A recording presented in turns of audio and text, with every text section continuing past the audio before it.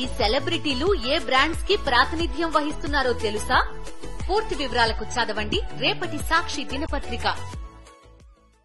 కార్యకర్తలు కార్పొరేటర్లతో చర్చించాకే కాంగ్రెస్ లో చేరానని గతంలో అన్నారు శేర్లింగంపల్లి ఎమ్మెల్యే అరికెపూడి గాంధీ. నియోజకవర్గ అభివృద్ధి కోసమే కాంగ్రెస్ లో చేరాను అన్నారు. కానీ ఇప్పుడు ఆయన మాట మార్చారు.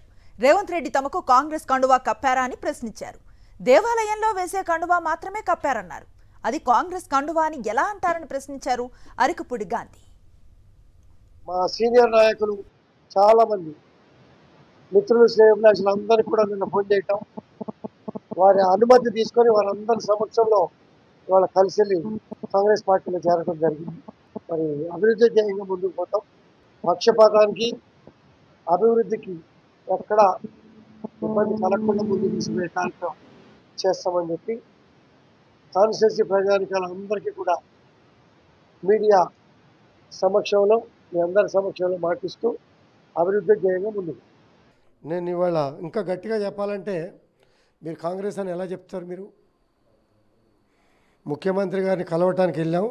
గౌరవంగా దేవాలయంలో ఏ కండవ వేస్తారో ఆ కండవ వేశారు మాకు ముఖ్యమంత్రి గారు. కాంగ్రెస్ కండవ వేశారా? మా కార్పొరేటర్లు కానీ మాకు కానీ మేము కూడా రకరకాలుగా చాలా మాట్లాడగలుగుతాం. ఈ ఇతండ వాదనలతో ప్రజల్ని మభ్యపెట్టే కార్యక్రమం